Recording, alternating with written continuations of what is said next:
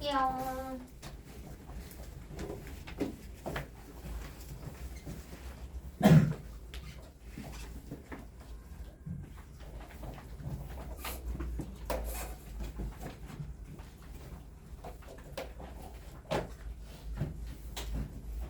오늘은 마지막 파트, 드디어 대망의 12번째 파트로 들어왔어요.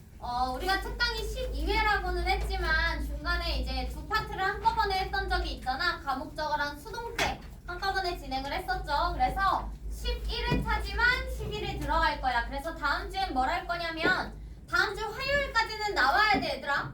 알겠지? 화요일 날 수업 없는 줄 알았어요. 이러지 마세요. 다음 주 화요일에 수업 있어요. 다음 주 화요일에는 문법을 처음부터 끝까지 총정리를 한번 진행을 할 거고, 그 다음에 시험을 한번 보려고 하거든? 그래서 2시 반부터 아마 내가 수업을 하고 있을 것 같아. 수업을 할 것 같아요. 총정리를 해야 되니까. 그래서 다음 주에는 데일리는 따로 없을 것 같고, 아마 앞에 한 10분쯤은 채점하는 시간? 그 정도는 내가 주기는 할 건데, 데일리는 아마 없이 갈 거야. 그래서 다음 주에는 꼭 2시 반을 맞춰서 와야 돼.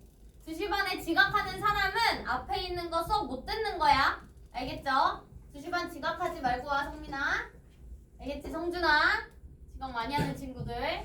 그래서 지각하지 말고 2시 반까지 꼭 오시면 될 것 같고요. 그리고 1시간 반 동안 거의 이제 호다닥 빠르게 총정리를 한번 쑥 한 다음에 그 다음에 전체 테스트를 한번 보려고 합니다. 그러니까 어차피 우리 다음 주 화요일까지는 5일 정도 시간이 있는 거잖아. 오기 전에 주말에 집에서 총복습을 하시고 오면 좋을 것 같습니다.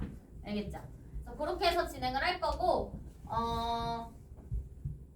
다음 주면 이제 끝나요. 그리고 화요일까지만 수업하는 거고 12회차 마지막 회차니까 화요일까지 영상특강 진행을 하고, 목요일에는 수업이 없어요. 목요일 날 괜히 나오면 안 돼. 알겠죠? 화요일 날에는 수업이 있고 목요일 날은 수업이 없다는 거. 그래서 어쨌든 이제 곧 개학이잖아. 약간 고등학교 올라가는 친구들은 좀 떨릴 것 같은데? 맞아? 맞아요? 고1에서 고2 올라가는 친구들은 별 감흥 없지? 그냥 지겹지 막. 짜증나고 개학할 생각하니까 또 학교 가서 수행평가 준비 3월달부터 오지게 나올 거 아니야. 너무 짜증날 것 같긴 한데, 아마 고1 들어가는 친구들은 아마 고등학교 당연히 무섭기야 하겠지만 그래도 약간 설렘 반, 걱정 반, 요런 반반의 마음일 것 같아요. 그냥 미리 얘기를 해줄게. 학교 생활 미리 간단하게만 얘기를 해주면 시간 없을걸? 진짜 바쁘고 스트레스 받고 진짜 매일매일이 울고 싶은 나날의 연속일 거거든. 내가 오버하는 게 아니라 진짜 언니 오빠들 후기 들어보면 알 거야. 준서 맞지? 맨날 울고 싶지 그냥. 왜냐면 3월달 들어가자마자 새 학교에 적응을 원래는 해야 되는데 적응할 시간조차 없어 사실. 왜냐면 3월달 들어가자마자 보통 이제 수행평가가 처음부터 진행을 하게 되는데, 사실 고등학교 수행평가는 중학교 수행평가랑 다르게 그냥 하루만 잠깐 하루 전에 한 2-3시간 바짝한다고 해서 해결할 수 있는 수행평가가 거의 안 나와요. 그래서 수행평가 같은 경우에는 보통 아이들 이제 한 2-3일 정도는 밤을 새야 해결을 할 수 있는 수행평가들이기 때문에 이제 똑똑한 친구들은 선생님께서 얘들아 지금 3월 1일이야. 근데 얘들아 우리 4월 달에 며칠 날에 수행평가 볼 거야. 그때부터 준비하기 시작하는 거야. 4월이 아니라 3월 1일 말해준 날부터. 그렇게 준비를 해야지 좀 미리미리 준비를 할 수 있거든. 왜냐면 나중에 한 중간고사 보기 한 2주 전? 3주 전? 그때는 수행평가가 맨날 있어.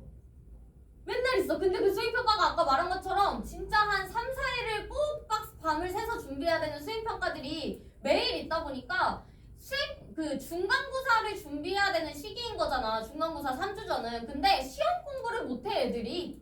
시험 공부를 안 하고 수행평가 때문에 밤새고 있다는 거야. 그리고 정작 학교 수업 시간이나 아니면 학원에서 내신 대비를 해야 될 때는 애들이 막 졸고 있거나 컨디션이 안 좋아서 저 결석할게요 이러고 앉아있다는 거지. 그러니까 바뀐 거야, 순위가, 우선순위가. 그래서 고등학교 생활에서는 본인이 우선순위를 정말 잘 세워놔서 그 우선순위대로 사실 행동을 하는 게 제일 중요하거든. 수행평가 물론 중요하지. 30% 40%씩 들어가니까 중요한 것도 맞는데 결국에는 그거 수행평가 같은 경우에 사실 만점이 20점이라고 하면 보통 10점은 그냥 주거든. 그리고 그 10점으로 결판이 나는 건데 그거 중간고사에서 한 문제 차이야 결국에는. 그러니까 중간고사가 훨씬 더 크다는 거지. 중간고사에서 한 문제 두 문제를 더 맞추는 게 훨씬 더 이득이라는 얘기야. 근데 그거의 우선순위를 잘 모르고 그냥 수행평가만 오지게 준비하고 정작 내신은 망하는 친구들 진짜 여럿 봤거든. 물론 시험을 잘 본다고 해서 수행평가를 망하면 아무 의미 없어 얘들아. 그것 또한 의미가 없는 건 맞아. 그러니까 둘 다 챙겨야 돼. 둘 다 챙기려면 어떻게 해야 돼? 미리 하는 수밖에 없어요. 미리 하는 수밖에 없어요. 물론 선생님들마다 학교 선생님들마다 갑자기 뭐 2, 3일 뒤에 갑자기 수행평가를 또 본다고 하시는 선생님도 있고 다음 수업 시간 때 수행평가 볼게 얘들아 이렇게 말씀을 해주시는 선생님도 있어. 근데 그런 것까지 우리가 제대로 대비를 하려면 적어도 미리 알려주신 수행평가는 미리 끝내야 되는 게 맞는 게 아닐까. 그게 맞지? 맞지? 근데 또 알지. 나도 알아. 사람이 사람 알지. 딱 닥쳐서 해야지 뭔가 집중도 잘 되는 것 같고 효율도 잘 나는 것 같고 원래 한 5시간 걸릴 거 전날에 하면 3시간이면 끝내잖아. 그게 훨씬 더 이득인 것 같고 이렇게 생각이 들 수도 있어. 선생님도 일할 때 약간 처음에는 그랬어. 지금은 안 그래. 근데 왜냐면 닥쳐서 하게 되면 빨리 끝내는 건 맞는데 정확하지가 않아. 그래서 실수가 나오기도 하고 막 잘못된 게 나오기도 하고 이렇게 될 수밖에 없거든. 그리고 스트레스 받지 않아? 선생님은 닥쳐서 뭔가 일을 하게 되면 너무 스트레스를 받더라고. 나 스스로가. 그래서 좀 미리미리 끝내는 편으로 이제 성격이 약간 바뀌기는 했는데 너네 마음도 무조건 알기는 해. 알기는 해. 그래도 고등학교 올라가서 제일 중요한 건 컨디션 관리란 말이야. 사실 컨디션이 안 좋으면 내가 공부를 하고 싶은데 못해. 그러면 얼마나 서러운 줄 알아 얘들아? 진짜로. 그래서 컨디션 관리 제대로 하려면 수행평가 같은 거 미리미리 챙겨야 된다는 거 이해되시죠? 그리고 이제 약간 걱정되는 것들이 있어서 몇 가지를 조금 더 얘기를 해주면 오늘 어차피 강조라서 할 거 별거 없거든? 그래서 약간의 이제 조금 조언들을 해주고 싶어서 그래도 뭐 나랑 정규 수업을 듣는 친구도 있고 안 듣는 친구들도 있지만 내가 이 거의 30명에 가까운 친구들의 내가 한 달 만에 이름을 다 외운 건 진짜 기적이거든 얘들아? 그만큼 너네가 조금 뭐라 해야 되지? 좀 마음이 쓰인달까? 그런 친구들이어서 선생님이 높아심에 한마디만 더 해주면 중학교 시험 보다가 이제 고등학교 첫 시험을 보게 될 거잖아. 중간고사 때 중간고사 시험지를 본 사람들이 있겠지? 거의 다 봤겠죠? 자기 학교 시험이 어떤 식으로 나오는지 보면은 서술형 같은 거는 좀 풀어보는 것도 괜찮아. 선생님들한테 시험지를 받아서 서술형 문제, 객관식은 시간이 오래 걸리니까 필요가 없는데 서술형 문제, 너네 2학년 올라가는 친구도 2학년 서술형 어떻게 나오는지 그런 것들을 미리 받아서 풀어보는 것도 나쁘지 않거든. 그래서 시험지를 받아서 풀어보면 알겠지만 시험 난이도가 생각보다 있어요. 서술형 하나에 막 7점, 6점 이러잖아. 그거 하나 깎이면 사실 등급 하나가 내려간다는 얘기거든. 서술형 하나 틀릴 때마다 등급 하나씩 내려가는 거야. 하나씩. 그래서 그렇게 생각을 하면 되는 건데 이제 첫 시험 때 애들이 제일 많이 하는 거 생각하는 거 내가 중학교 때는 좀 했는데 고등학교 올라오니까 갑자기 점수가 개망하네. 아니면 또는 점수는 괜찮은데 등급이 개망하네. 이번에 대진고도 1등급 거 98이래잖아. 대진고 시험지 내가 준 거 봤지? 여기 대진고 있나? 없나? 97점이 2등급이야. 나름 시험 잘 본 거잖아. 97이면. 근데 2등급이야. 1등급을 못 받았다는 얘기지. 그러니까 중학교 시험 같은 경우에는 LBC로 나오기 때문에 그리고 그거는 절대평가이기 때문에 그냥 내 스스로가 90점만 넘기면 잘했지 이렇게 생각이 들 거예요. 근데 고등학교 시험은 달라 결이. 시험의 난이도도 물론 어렵기도 하지만 친구들과 사실 경쟁을 해야 되는 거거든.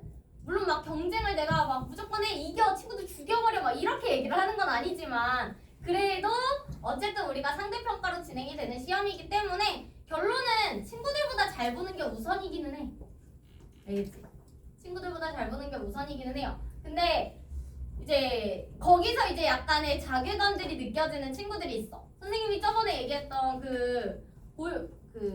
선생님 맨날 11시까지 상담한다던 그 친구 있잖아. 고이 올라가던 그 친구랑도 이제 또 어제 또 상담을 했는데 또 어제는 무슨 얘기를 하냐면 자기는 중학교 때 엄청 잘했는데 선생님 봐도 머리가 좋은 친구야. 머리가 되게 좋고 잘하는 친구인데 중학교 때 나오니까 자기보다 못한다고 생각했던 친구들이 오히려 자기보다 점수를 잘 받고 자기가 점수가 안 나오는 게 너무 이상하다 이거야. 그러면서 막 시스템이 어쩌고 우리 한국의 문제가 뭐 이러고 앉아있어. 근데 내가 유튜브를 봤거든? 유튜브에서 이제 김영철이 나와서, 김영철 알지? 개그맨. 그 김영철이 나와가지고 연설을 하는 걸 봤는데 걔가 무슨 얘기를 했냐면 그게 하기 싫으면 바꿔라 이거야. 그러니까 하기 싫으면 하지 마 이거야. 하기 싫으면 하지 마. 근데 그거를 어쩔 수 없이 해야 되는 경우들이 있잖아. 그럴 경우에는 불평하지 말고 그냥 태도 자체를 바꾸라는 거지. 우리가 그렇다고 해서 한국에서 고등학교를 안 나오는 건 아니잖아. 어쨌든 고등학교까지 나오고 대학교를 가고 뭐 이게 이제 정상적인 루트잖아. 대학교 가기 싫으면 안 가도 돼. 근데 거기서 대학교를 가야 되는 이유들이 본인들이 있으면 가야 되잖아. 그러면 태도를 바꿔. 불평불만하지 말고 우리 학교 시험이 어렵네. 우리 학교는 뭐 수행평가가 이상하고 학교 선생님이 이상하고 이상한 얘기하지 말고 그냥 열심히 하면 돼. 아까 얘기했던 그 친구 자기보다 못하는 것 같은데 자기보다 성적이 잘 나오는 또 그 친구가 내가 가르치고 있거든. 똑같은 반에서. 근데 두 명의 차이점을 알려줄게. 첫 번째 있던 친구는 진짜 그냥 불평불만밖에 안 해. 딱 보면은 진짜 자기 합리화에다가 그냥 자기가 뭐 예를 들어서 숙제도 진짜 안 하거든? 숙제를 진짜 안 했어. 단어를 안 외웠어. 그러면 그거에 대한 자기 합리화를 막 하는 거야. 아, 내가 이번에는 뭐 1시간을 했는데 30분을 외웠는데 이거 단어가 이상하고 뭐 스펠링을 잘못 봤고 뭐 뜻을 나는 하나만 쓰는 줄 알았는데 2개만 썼고 1년 내내 이러는 애야. 1년 내내. 그러니까 당연히 성적이 안 오를 수밖에 없지. 근데 머리는 좋아. 하면 잘할 것 같아. 근데 안 하는 게 문제인 거지. 근데 두 번째 친구 있지. 중학교 때는 아까 첫 번째 친구보다 못했는데 고등학교 올라가니까 성적이 잘 나오는 거야. 근데 고등학교 올라가서 성적이 잘 나오는 친구들은 그냥 성실한 친구거든 사실은. 성실한 친구들. 물론 괴물들이 있긴 하지. 그 친구들은 머리도 좋고 성실한 친구들인 거고 그게 아닌 친구들은 성실한 친구가 올라가는 것뿐이야. 알겠지? 그래서 그 친구는 진짜 군말 없이 해. 내가 숙제를 걔는 진짜 클리닉을 한 3개를 때려놨거든 지금. 근데도 그걸 다 해. 매일매일 선생님한테 인증샷 다 보내고 하루도 빠진 적이 없어 지금까지. 진짜 하라는 대로 다 하는 친구야. 그러니까 그만큼 걔는 진짜 잠도 줄여가면서 공부를 하는 친구이기 때문에 진짜 성실하거든. 장담하는데 2학년 3학년 될수록 걔네들은 차이가 더 벌어질 거야. 너네 보고 잠 줄여가면서 공부하라는 거 아니야. 근데 적어도 있잖아. 고등학교 올라가서 진짜 힘들 거거든. 정말 많이 힘들거든. 근데 그냥 그런 상황에서 불평불만하기보다는 어쩔 수 없잖아. 해야 되는 거잖아. 그지? 안 하진 않을 거잖아. 해. 무조건 열심히 해. 알겠지? 무조건 열심히 하면 무조건 돼. 둘 중에 하나야. 하기 싫으면 때려쳐. 안 하면 돼. 수행평가 그냥 하지 말고 시험도 준비하지 마. 대신에 다른 거 준비해. 예를 들어서 뭐 내가 춤추는데 재능이 있어. 그럼 공부하지 말고 가서 춤춰. 홍대 가가지고 막 길거리에서 춤추고 있으면 오늘 뭐 캐스팅이라도 되겠지. 맞잖아. 노래하는 거 좋아해. 그럼 보컬학원 다녀. 영학원 다니지 말고. 알겠지? 근데 그게 없으면 공부를 해야 되면 무조건 열심히 하는 사람이 잘 될 수밖에 없다는 거야. 이해했어? 이해했니? 선우야 잘할 거야? 너 잘하는 거 있니? 다른 거? 딱 보니까 춤은 못 출 것 같고 노래도 못 할 것 같고 악기 다룰 줄 아는 것도 없을 것 같아. 체육도 못 할 것 같은데? 축구 까줄까줄 대다가 막 자살골 넣고 막 이럴 것 같은데? 맞지? 잘한 거 없지? 클래시 로얄 잘해? 근데 프로게이머 클래시 로얄은 프로게이머가 없잖아. 아 그것도 있어? 진짜? 있어? 진짜로? 미쳤다. 거기로 나가 그러면. 그게 아니면 공부 열심히 하자. 알겠지? 공부 열심히 하자. 그리고 이제 고2 들어가는 친구들도 정신 차려야 돼. 가끔 그런 친구들이 있거든? 아 고1 때 내가 조금 망해놔서 고2 때 내가 잘한다고 뭐가 달라질 수 있을까 이렇게 생각하는 친구들이 엄청 많잖아. 근데 고3 때까지 끝낼 때까지 끝난 게 아니야 얘들아. 알잖아 100% 들어가는 거. 100% 들어가고. 그리고 막 지금 정시 생각하고 이런 친구들도 많이 있어서 혹시나, 물론 여기는 서술형 특강이기 때문에 다들 내신 준비를 열심히 하려고 다들 온 친구들이겠지만 고2 때부터는 슬슬 정시 생각이 들 거거든? 근데 정시 진짜 쉽지 않다 얘들아. 정시가 쉽지가 않아. 잘 들어봐. 매년 수능을 보는 인원이 지금 계속 줄고는 있지만 대략 50만 명이라고 치자. 실제로는 한 8만 명 이 정도 돼요. 알겠죠? 50만 명이라고 쳤을 때 이 50만 명 중에서 재수생이 몇몇 명인지 알아? 재수생이 15만 명이야.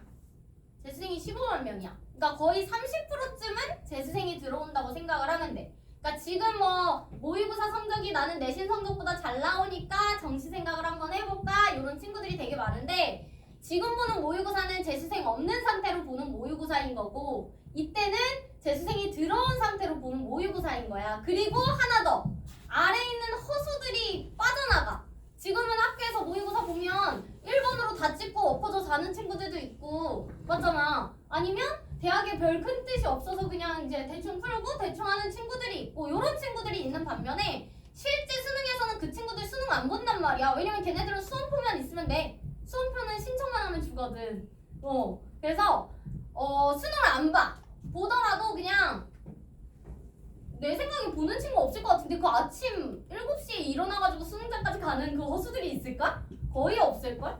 그래서 일단은 그 친구들이 몇몇 명 정도 빠지는데 재수생이 15만 명이 들어온다는 얘기는 이 50만 명 중에서 거의 20만 명은 새롭게 갈리는 친구들이라는 거지. 빠지는 친구 5만 명, 새로 들어오는 친구들 15만 명. 그러면 등수가 20만 명이 너네가 쑥 내려간다고 생각을 하면 돼.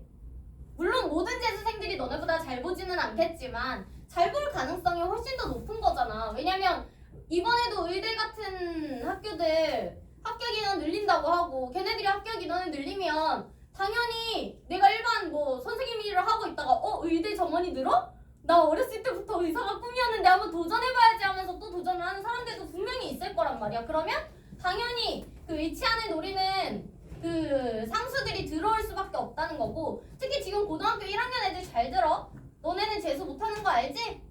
너네 재수 못하는 거 알지? 너네 다음 세대 때부터는 이제 교육과정이 아예 바뀌니까 너네가 마지막 재수 세대야. 그러면 온갖 재수생들이 너네 때 진짜 최대치를 찍을 거란 말이야. 15만 명이 아니라 거의 20만 명, 30만 명 될 수도 있어. 막말로. 이해됐지? 그래서 어쨌든 결국에는 정시로 대학 가기는 정말 쉽지 않다는 거지. 근데 심지어 우리가 얘기하는 스카이 가고 싶어? 스카이 가는 인원 학교마다 이제 한 3,000명, 4,000명씩 뽑으니까 그냥 대략으로 얘기하면 한 10,000명 정도 스카이 인원 간단 말이야. 그러면 10,000명이 스카이를 갈 수 있다고? 꽤 많은데 이렇게 생각할 수도 있어. 봐봐. 50만 명 중에서 10,000명이야.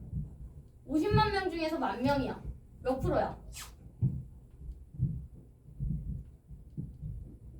수시도 포함하면 1%. 그치. 한 1%, 2%? 100명 중에 한두 명?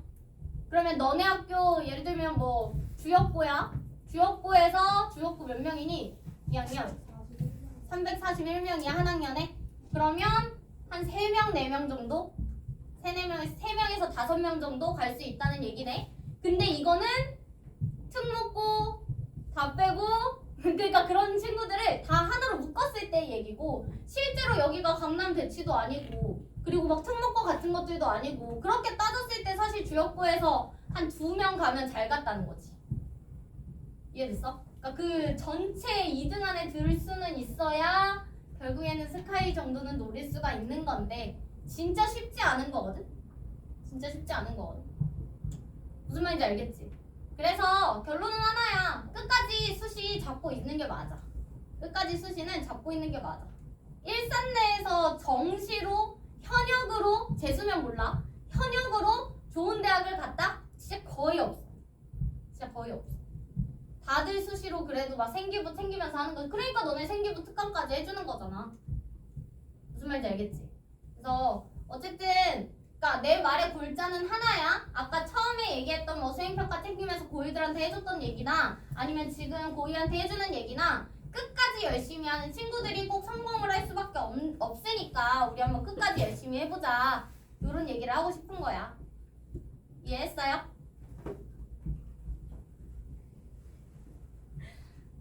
야 나중에 여기서 서울대 가는 사람 있으면 나한테 꼭 연락해. 선생님 진짜 밥 거하게 사줄게. 진짜로. 선생님 저 1학년 때 선생님 영작 특강 들었었는데요. 저 이번에 서울대 붙었어요 하면 선생님이 좋은 데 데려갈게. 있었으면 좋겠다. 어? 있었으면 좋겠다. 갈 거야? 네. 갈 거야? 돈 쓰기 싫으신 거 아니에요?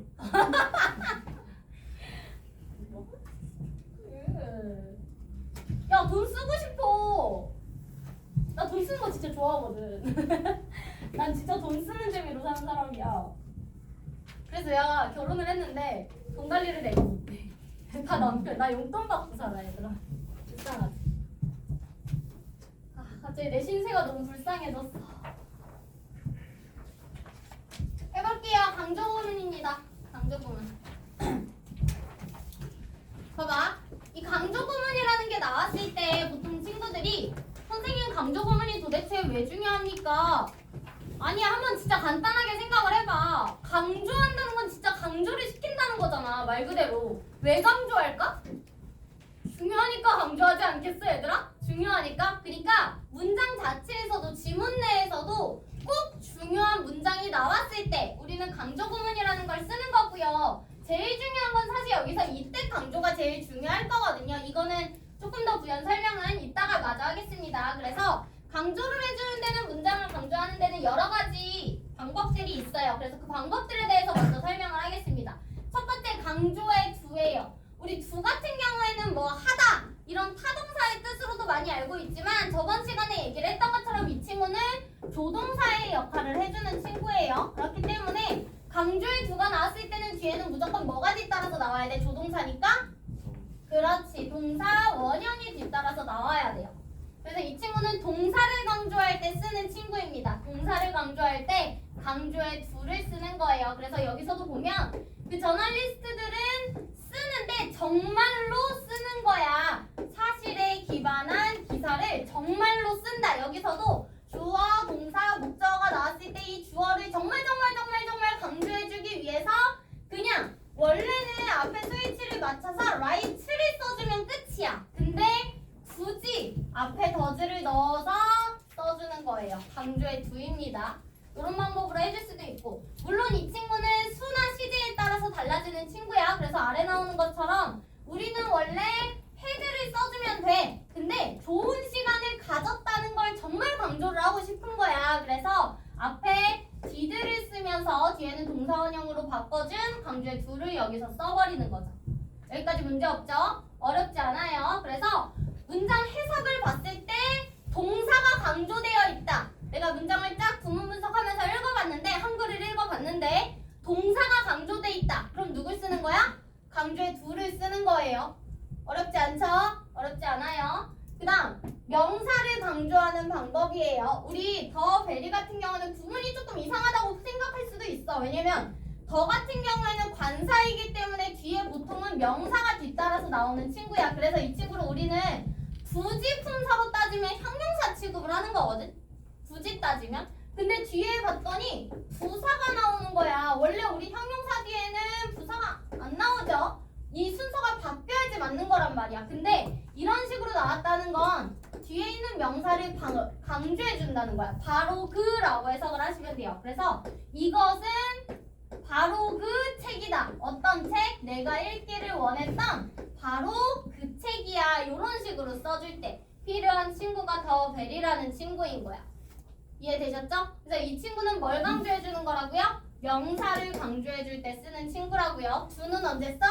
동사를 강조할 때, 베리는 명사를 강조할 때. 그래서 여기 나오는 더 베리 같은 친구를 막 매우, 엄청 이렇게 해석하면 안 돼. 바로 그라고 해석을 해야 돼요.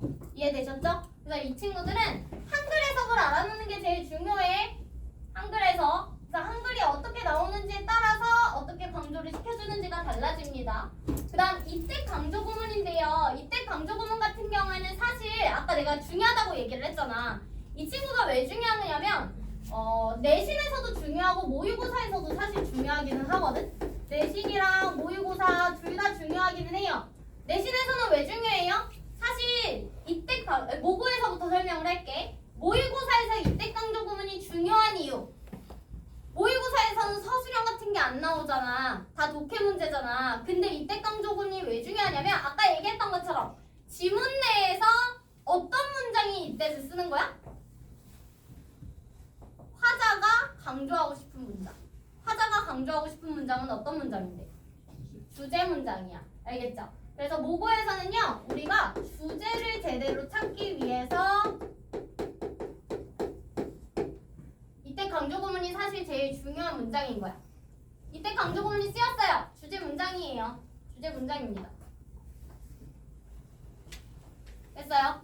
아까 항상 얘기하지만 순서나 삽입 문제 같은 것들 제외하면 나머지 주제 찾는 거, 뭐 빈칸 채우는 거, 함의추 하는 거 다 주제만 제대로 알고 있어도 문제가 제대로 풀리거든요. 쉽게 풀릴 수가 있거든. 그래서 주제를 찾는데 제일 중요한 게 이때 강조 구문인 거야. 그럼 내신 때는 왜 중요할까? 내신 때도 봐봐. 학교 선생님들이 문제를 내려고 해. 그러면 뭘 가지고 낼까? 진짜 쓰잘데기 없는 그런 문장 가지고 문제를 내는 게 아니라 이런 주제 문장 같이 되게 중요한 문장을 가지고 문제를 내고 싶어 하신단 말이야. 그래서 이 이때 강조 구문이 쓰였다 이거야. 주제 문장이기도 하면서 뭔가 특별한 구문이잖아. 문법적인 용어가 있는 특별한 구문인 거잖아. 그러면 당연히 서술형으로 무조건 내고 싶지 않을까? 맞지? 그래서 이 친구들은 내신에서는 당연히 서술형 때문에 중요한 친구이기는 해요.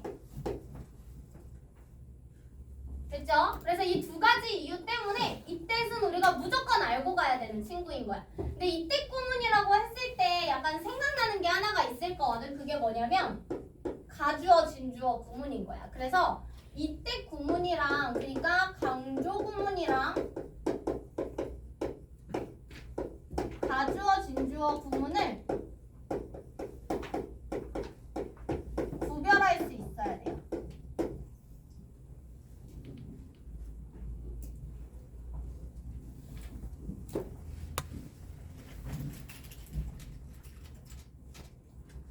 강조 구문이랑 이때 가주어, 진주어 구문을 구별할 수 있어야 돼요. 보겠습니다. 요렇게 보통 쓸게. 물론 여기 나오는 is는 뭐 시제에 따라서 was로 바꿔 쓸 수도 있는 친구이기는 합니다. 별로 중요하지는 않고요. is가 나오고 that이 나왔어요. 이제 이 친구들의 관계에 대해서 한번 생각을 해볼 거야. 이렇게 문장에서 뭐가 나왔을 때 여기에 뭐가 들어갈 거야. 여기 뒤에도 뭐가 들어갈 거고. 두 가지 방법으로 설명을 해줄게. 일단 첫 번째 방법. 가운데에 나오는 품사에 따라서 달라질 거야. 이 이때 사이에는 어떤 품사가 나올 수 있냐면 명사가 나올 수도 있고 형용사가 나올 수도 있고 부사가 나올 수도 있어요. 명사가 나올 수도 있고 형용사가 나올 수도 있고 부사가 나올 수도 있어요. 근데 이때 강조는 언제 쓰이는 거냐면 부사와 명사를 강조하기 위해 쓰는 친구가 이때 강조 구문인 거야. 형용사는 강조를 못해 얘들아. 잘 한번 생각을 해봐. 형용사를 강조하려면 너네 보통 어떻게 해? 예를 들어서 선생님은 지금 엄청 행복해. 선생님은 지금 엄청 행복해. 영작해봐. 어떻게 쓸 거야? 우진아? 나는 엄청 행복해. 뭐라고 얘기할 거야? 맞아. I am very happy라고 하면 돼. I am so happy. 이런 식으로 부사의 수식을 받으면서 형용사는 충분히 강조를 할 수가 있는 거거든. 그래서 그 친구는 따로 강조 구문을 쓰지 않아. 그럼 명사를 강조할 때는 어떻게 하는 거예요? 지금 진짜 행복한 건 누군지 알아? 나야 나. 이렇게 얘기할 때. 이해됐어요? 그런 식으로 강조를 할 때 이때 강조를 쓰는 거예요. 됐습니까? 아니면 부사 강조는 어떻게 하는 거야? 내가 진짜 행복한 게 언제인 줄 알아? 지금이야. 지금이라는 부사를 강조했잖아. 이해됐어요? 이런 식으로 강조를 할 때 쓰는 게 이때 강조 구문이라는 거죠. 그럼 볼게요. 이때 사이에 부사가 나왔어요. 대뒤에는 써볼게. 그냥 완전한 문장이라고 생각을 하시면 되고요. 이때는 우리 아까 얘기했던 것처럼 부사니까 강조 구문이에요.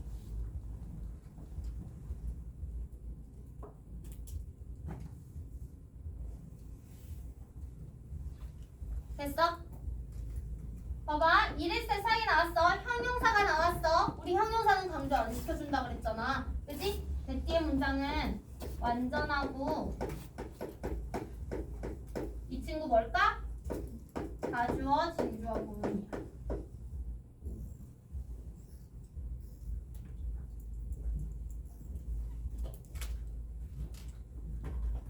가주어 진주어니까 대뒤에는 완전할 수밖에 없어 얘들아. 왜냐면 이 대절이 진주어 구문이라는 거잖아. 그럼 이 대시 무슨 대시라는 거야?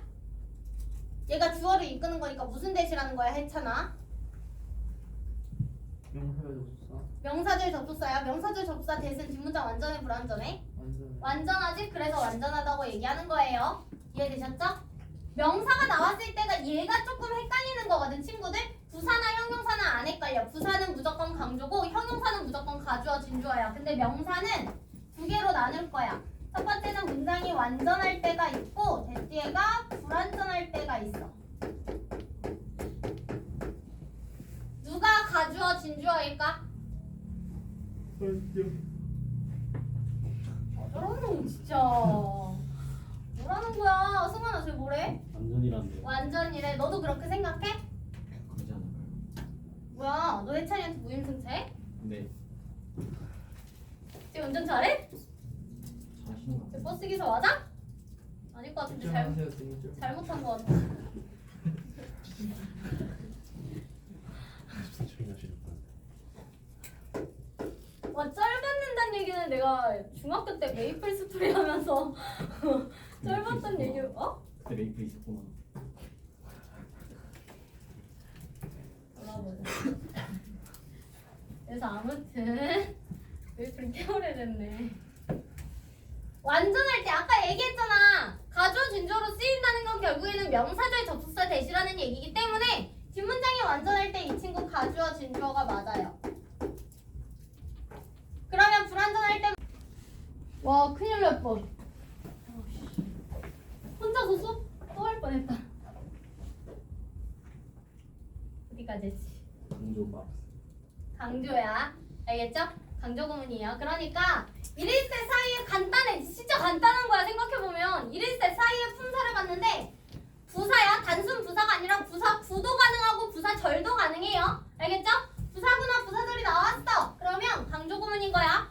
형용사구나 형용사절이 나왔어. 그러면 가주어 진주어인 거야. 명사가 나왔을 때만 뒷문장을 확인하면 돼. 대뒤에가 완전하면 가주어 진주어, 불완전하면 강조라고 보시면 돼요. 이게 첫 번째 설명. 근데 지금 선생님이 말한 게 너무 어려워요 하는 친구들은 고전 어법에서 설명하는 걸로 지금부터 설명을 해줄게. 보통 어법책에는 어떻게 나와 있냐면 이렇게 설명하거든 친구들. 뒤에 다 필요 없고 봐봐 이거 또 지워볼게. 맞춰봐. 이 뜻을 지우고 이 뜻을 지우고 나머지 이 친구들이랑 이 친구들을 합쳤을 때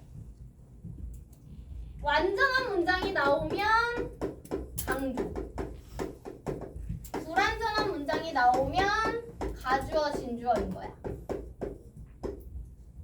보통 어법책에서는 이렇게 설명을 하거든.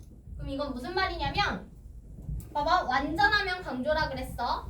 아래쪽부터 볼게. 부사는 문장 구성 요소에 영향을 미쳐요 안 미쳐요? 수식어구니까 영향을 미치지 않아요. 맞죠? 그럼 뒷문장만 봤을 때 어차피 완전하니까 전체적으로 봤을 때는 완전이야 불완전이야? 완전한 거야. 맞죠?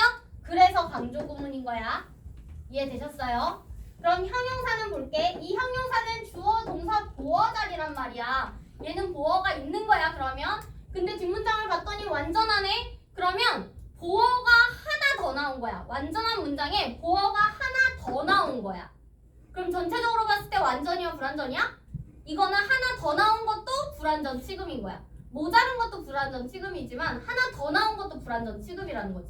보어가 하나 더 나와 있잖아. 그래서 전체적으로 보면 불완전이 됐기 때문에 가주어 진주어. 얘기한 게 맞죠? 그 다음 이것도 볼게요. 명사가 나왔을 때 볼게. 명사가 나왔을 때 불완전하다는 건 주어가 없거나 목적어가 없다라는 얘기야. 근데 이게 뭐가 될 수 있어? 그 부족한 주어나 목적어를 채워줄 수 있다는 거잖아. 그럼 전체적으로 봤을 땐 이거는 완전이야 불완전이야? 완전한 거지? 그래서 강조구문 이렇게 해서 전체적으로 보면 명사가 하나 더 나온 거잖아. 불완전. 그래서 가주어 진주어인 거야. 이해됐어요? 그래서 이게 보통은 너네가 중학교 때부터 배워왔던 방식일 거거든. 그래서 이게 편한 친구들은 이렇게 알고 있으면 되고 아까 첫 번째 선생님이 설명했던 이 품사대로만 알고 있으면 되는 친구들은 이렇게 하셔도 돼요. 상관없어. 알겠지? 공부하는 방식은 상관이 없어. 어쨌든 이거의 개념 자체는 알고 있어야 돼. 왜? 가주어 진주어는 왜 쓰는 거야? 가주어 진주어 왜 쓰니? 주어가 기니까 쓰잖아. 그치? 얘는 문장에서 중요한 문장이라는 게 아니라 주어가 길어서 썼을 뿐이야. 근데 강조 구문은 왜 쓴다고? 중요하니까 쓴 거라고. 그래서 두 개를 구별할 수 있어야 돼. 뭔 말인지 알겠죠? 괜히 학교에서 강조 구문을 써서 뭐 표현하시오 이렇게 서술형이 나왔는데 가운데다가 형용사 갖다 받고 이러지 말란 얘기야. 무슨 말인지 알겠니? 그래서 이렇게 알고 계시면 됩니다. 여기까지 어려운 거 없죠? 필기 다 했죠?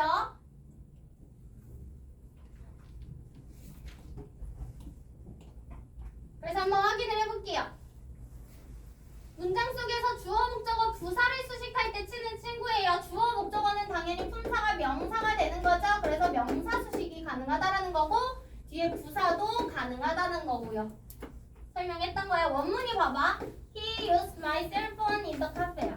그는 나의 핸드폰을 카페에서 썼어.